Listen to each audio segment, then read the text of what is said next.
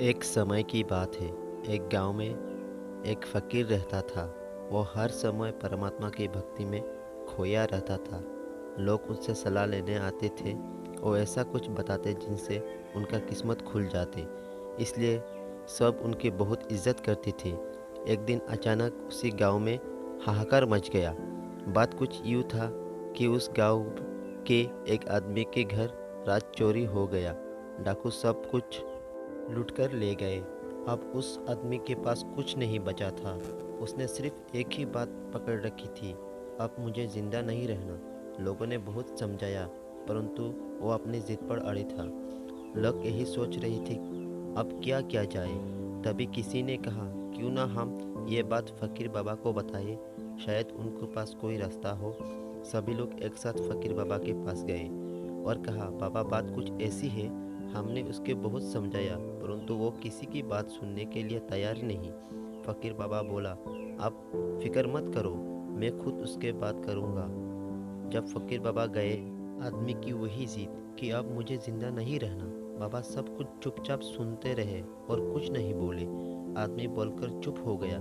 अब फकीर बाबा ने बोला, शुरू किया और कहा, ये बताओ, जब तुम्हारा जन्म हुआ तब तुम अपने साथ क्या लाए थे।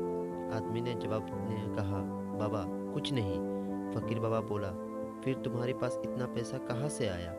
आदमी बोला, बाबा ये मैंने खुद अपनी मेहनत से कमाया है। फकीर बाबा बोले, तो तुम अपनी ज़िंदगी ख़त्म करने की बात क्यों कर रही हो।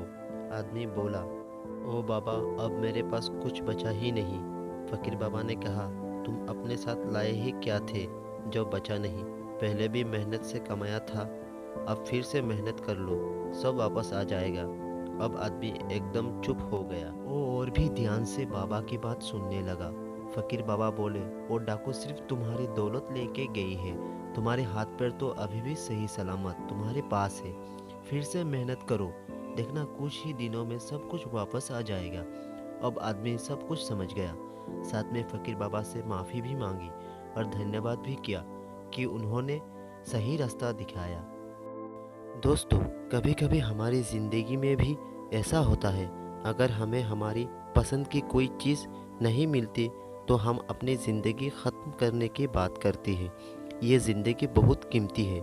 इंसानी जीवन बार बार नहीं मिलता। हर पल को खुशी से जियो। एक पल जो निकल गया वो दोबारा नहीं आता।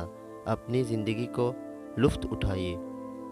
हम गरीब हैं, ये सिर्फ एक बहाना होता है और कुछ नहीं। खूब मेहनत कीजिए और अपनी मेहनत की उस चीज़ को पा लीजिए जिससे खुशी पहले से भी ज़्यादा हो जाएगी। फिर देखिए ज़िंदगी ही बदल जाएगी।